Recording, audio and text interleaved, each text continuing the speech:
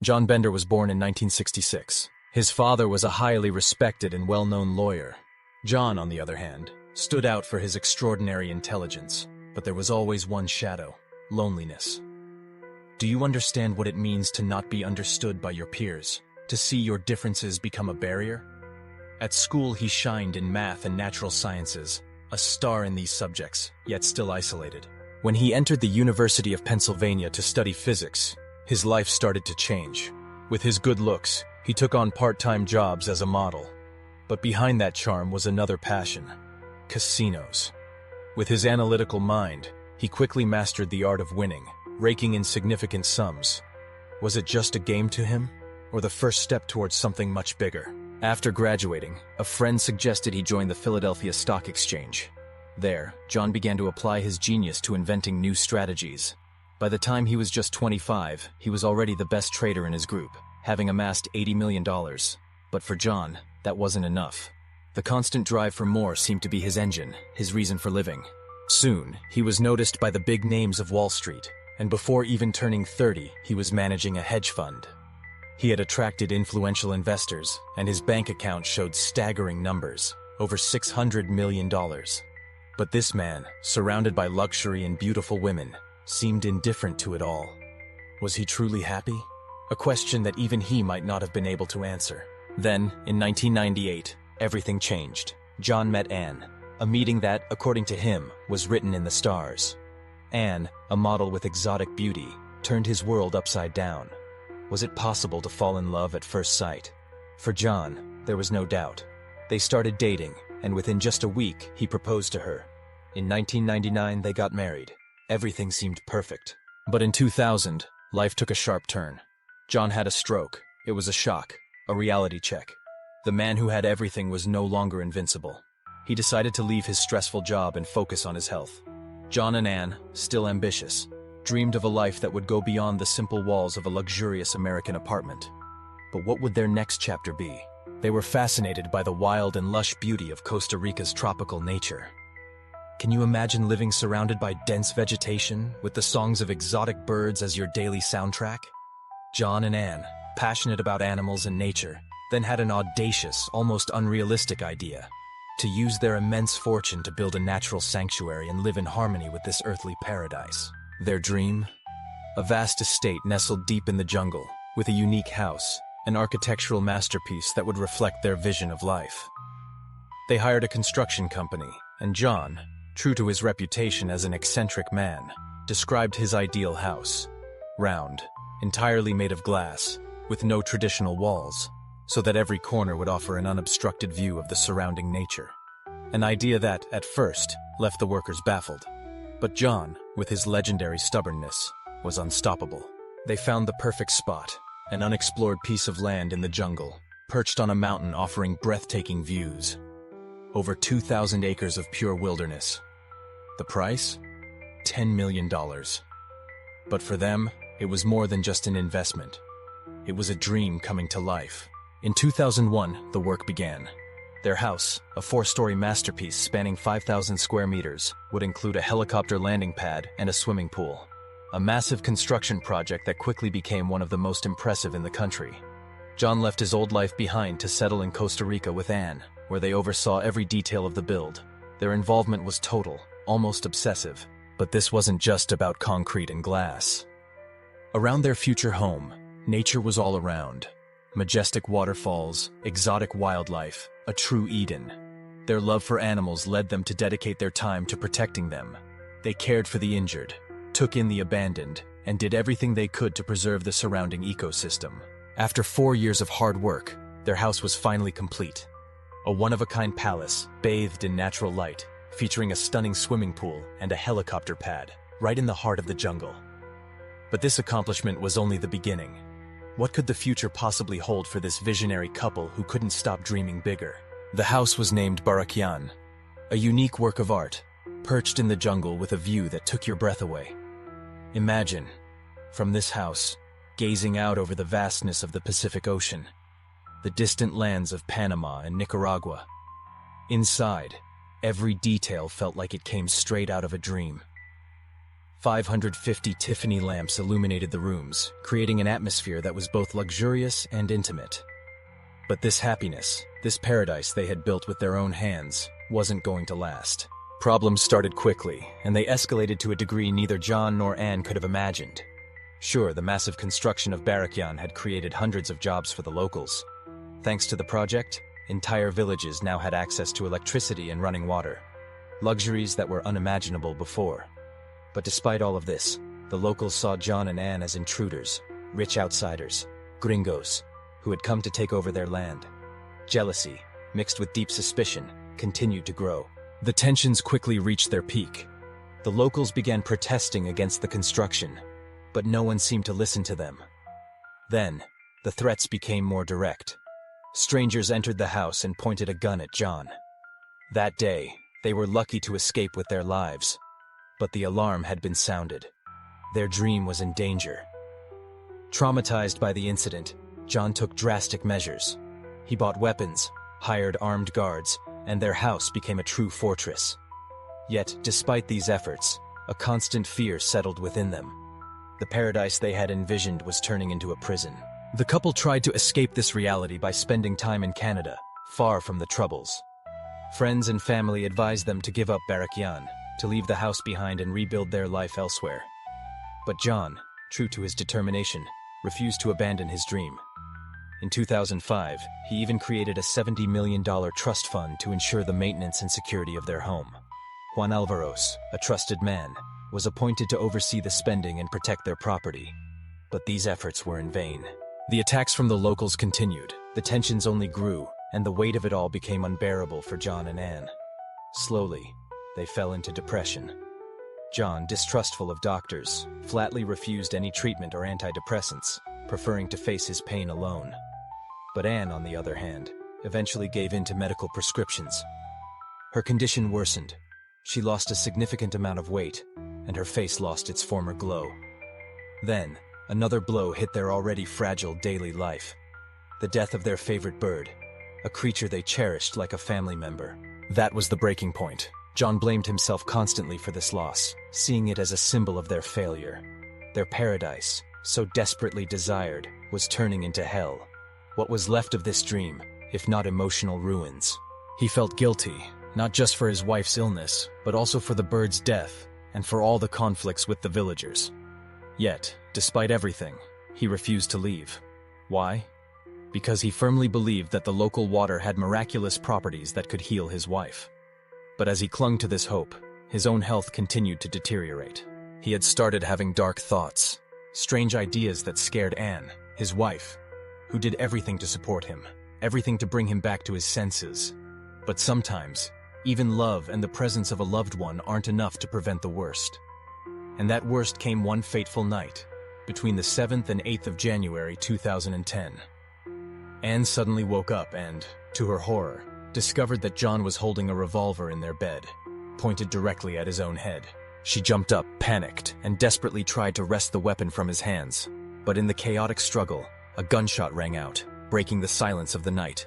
The bullet hit John in the head, and he collapsed onto the bed. Anne, frozen in shock, stayed motionless for a moment before bursting into tears, her face covered in blood and tears. Hearing the noise, the bodyguard rushed into the room and found Anne collapsed on her husband's lifeless body. She, still trembling, explained what had just happened, and he immediately contacted the police. However, the authorities took almost 2 hours to reach the house, which was difficult to access. When they finally arrived, Anne told her story again. She had tried to stop John from shooting himself, but he was quicker than her. However, the investigators quickly found disturbing inconsistencies. John's body was lying on his back, on the left side of the bed, his face turned to the left. The gunshot wound, however, was located behind his right ear, and the analysis revealed that he was left-handed. Furthermore, the revolver was found on the opposite side from where the bullet had been fired, which didn't match Anne's version of events. The investigators were even more puzzled when studying the trajectory of the bullet. It had entered just below John's right ear and exited behind his left ear, following a strange angle that was hard to explain. What had really happened that night? A tragic accident? Or something darker? The shell casing was found about 4 meters from the bed, and investigators discovered traces of gunpowder inside the pillow. A conclusion then became clear to them. The shot had likely been fired through the pillow. Yet Anne insisted firmly that she hadn't touched the weapon, that she hadn't shot John, and that she hadn't moved anything after the tragedy. But the detectives didn't believe her version of events. They were convinced that John couldn't have committed suicide and accused Anne of having murdered him. According to their theory, she must have waited for her husband to fall asleep, pressed a pillow against his head to muffle the sound of the shot, and then fired. This, they thought, would explain the inconsistencies in the case. During the search of their house, the police came across several suitcases filled with jewelry. The value of these precious stones exceeded $20 million. The investigators immediately suspected a smuggling operation, but Anne flatly rejected this hypothesis. She explained that their family was simply very wealthy and had a passion for collecting jewelry. John, she added, saw these stones as a great form of investment. However, her husband's death had devastating consequences for Anne. She fell into a deep state of shock. Her already fragile body became covered in sores, and she suffered a severe nervous breakdown. Her physical condition deteriorated to a critical point. She was urgently hospitalized, weighing barely 35 kilos and suffering from severe dehydration. The doctors were divided on her chances of survival, estimating them at 50%. The doctor in charge of her case even stated that Anne was so weakened that it seemed impossible she could have committed a murder. She couldn't even hold a spoon on her own. How could she have handled a gun? Still, Anne's recovery took 7 long months, and it was only upon her discharge from the hospital that she learned news that would shatter the little stability she had left. All their possessions had been seized, including the jewelry. All this time, the investigators continued to consider her as the prime suspect. They hoped to gather enough evidence to charge her. They examined the nightgown she had worn that fateful night, but they found nothing conclusive, just a few small bloodstains, which she explained by her contact with John's body. They also searched her phone and the computer she shared with her husband. In analyzing their communications, they discovered that John frequently wrote to his loved ones about his mental instability. He often complained about his dark thoughts, talking about his desire to kill everyone around him before turning the violence toward himself. The investigation also revealed that John had been suffering from mental health issues since his adolescence. Bipolar disorder and obsessive-compulsive disorder had been diagnosed in him years earlier. So, who should be believed? Anne, broken and overwhelmed by the accusations, or the investigators, convinced she was hiding something? She had been diagnosed with bipolar disorder long before these tragic events. Yet, despite her fragile mental health, she was accused of her husband's murder a year and a half after his death, in August 2011. As if that weren't enough, she was also suspected of jewelry smuggling. Everything was collapsing around her, but that was only the beginning of an even darker nightmare. It was around this time that Anne discovered with horror that her husband's lawyer, Juan Alvarez, had squandered an astronomical sum of $70 million from the family trust fund. She began to suspect Juan of wanting to take advantage of their misfortune to steal everything from her. According to her, his goal was clear: to have her imprisoned so he could permanently seize the family inheritance. In retaliation, she filed a lawsuit against him for fraud. The investigation revealed a horrifying truth. Juan had never used the funds for the upkeep or security of their home.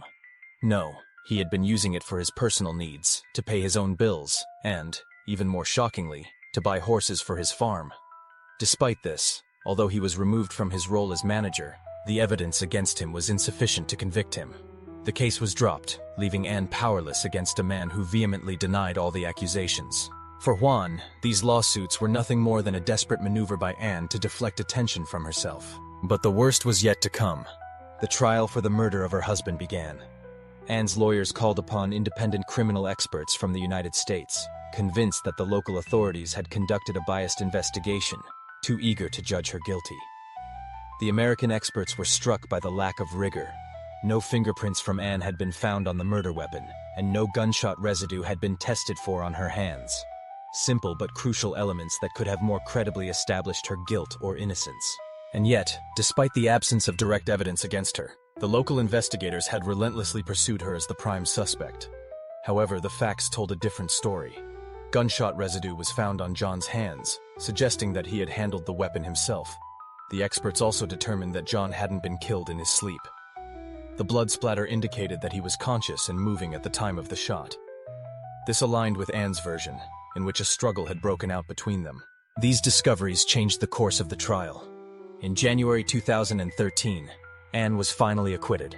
After years of suffering, she could finally breathe, but at what cost? She left their enormous house, which she could no longer maintain due to lack of funds, and moved into a modest apartment in Costa Rica.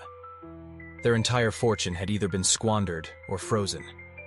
Her family and friends offered their support, but Anne had to rebuild her life from scratch. It was then that she met Greg Fisher, an American also living in Costa Rica. Was it a sign of destiny, a fresh start, or perhaps a chapter marked by more challenges to come? She had never considered leaving the country, but Anne was wrong to think that everything was finally behind her. In May of 2014, a new storm hit her. She was once again accused of murdering her husband. The news devastated her. She would have to face, once again, a painful trial to prove her innocence. But this time, Anne discovered a disturbing feature of Costa Rica's legal system. It's possible to be tried multiple times for the same crime. The local population, including the police and the prosecutor, still believed that Anne had killed her husband.